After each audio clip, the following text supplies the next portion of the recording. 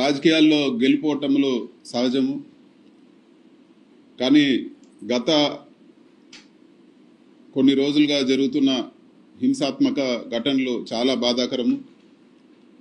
రాజకీయాలు ఎలక్షన్ల వరకే ఉండాలి, కానీ దాని తర్వాత కూడా వాళ్ళ ఈరోజు చాలామంది కార్యకర్తల్ని దౌర్జన్యంగా గాయపరచడము, అదేవిధంగా ఇల్లులు కూల్చేయడము, జేసీబీలు పెట్టి వాళ్ళ వ్యాపారాల్లో దెబ్బతీయడము, అదేవిధంగా చాలామంది పైన ఈరోజు దాడులు జరిగిన పరిస్థితి అందరూ కూడా చూస్తూ ఉన్నాము. ఇవన్నీ కూడా ఒక మంచి ప్రెసిడెంట్ కాదు, అధికారం ఇప్పుడు కూడా శాశ్వతం కాదు. ఎన్నో పార్టీలు ఎంతోమంది అధికారంలోకి వచ్చారు, పోయారు. కానీ ఈ విధంగా కార్యకర్తల పైన దాడులు చేయడము, ఇల్లులు కొట్టడం, ఇవన్నీ కూడా కొత్త పద్ధతి. ఎప్పుడు కూడా ఈ విధంగా రాష్ట్రంలో జరగలేదని చెప్పి కూడా మేము తెలియజేస్తాను. ప్రజలు మ్యాండేట్ ఇచ్చారు మీకు. మీరు ఏవైతే ప్రామిస్ చేశారో, మీరు ఏవైతే మంచి పనులు చేస్తారో అవన్నీ కూడా చేయండి. ఒక విషయం గుర్తుపెట్టుకోండి, 40% పబ్లిక్ ఈరోజు ఓటమి చెందినా కూడా వైఎస్ఆర్సీపీకి ఓటేశారు.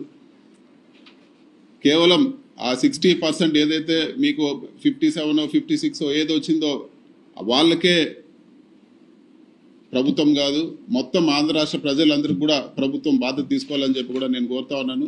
ఇలాంటి ఘటనల అన్నింటి కూడా ఇమ్మీడియట్గా లా అండ్ ఆర్డర్ అన్నీ కూడా చక్కదిద్ది మరి ఇలాంటి ఘటనలు జరగకుండా తగిన చర్యలు తీసుకోవాలని చెప్పి కూడా మేము కోరుతాను. అదేవిధంగా ఈరోజు పార్లమెంటరీ పార్టీ మీటింగ్ పెట్టుకొని ఇవన్నీ కూడా అందరికీ, పెద్దలందరికీ కూడా, ప్రెసిడెంట్ గారికి, ప్రధానమంత్రి గారికి, హ్యూమన్ రైట్స్కి, వాళ్ళందరికీ కూడా ఈ ఇష్యూస్ ఏవైతే ఘటనలు జరిగినాయో ఇవన్నీ కూడా వాళ్ళ దృష్టికి తీసుకుపోతామని చెప్పి కూడా నేను తెలియజేస్తాను.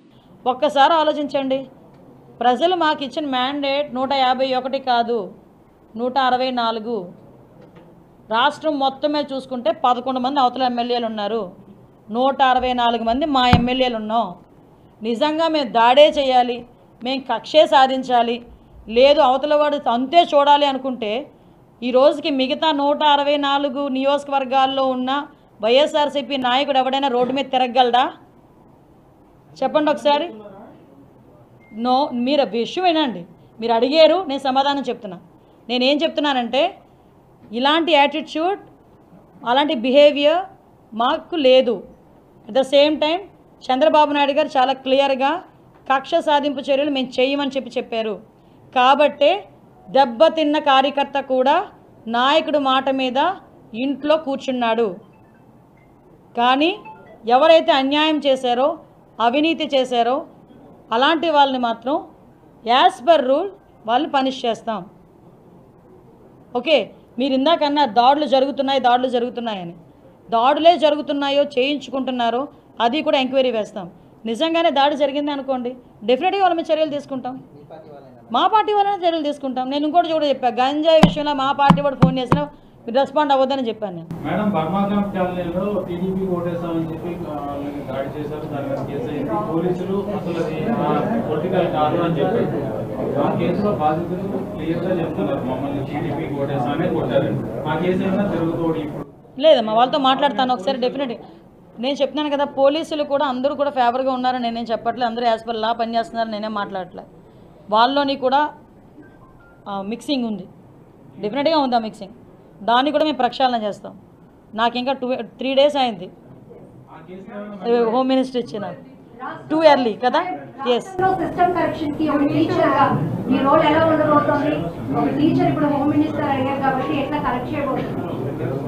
టీచర్కి ఎంత రైట్ ఉంటుందో పిల్లల్ని కరెక్ట్ చేయడానికి, యాజ్ ఏ హోమ్ మినిస్టర్గా నాకు అంతే రైట్ ఉంది. కాబట్టి డెఫినెట్గా కరెక్షన్ చేస్తాం. మా మార్క్ అంటూ ఉంటుంది. శాంతి భద్రతల విషయంలో ఇప్పుడు బెత్తం పట్టుకోకూడదు, లాఠీ పట్టుకుంటే ఒప్పుకోరు. కాబట్టి వద్దు, 2 వద్దు. నోటి మాట చాలబ్బా, పని చేయించుకోవచ్చు.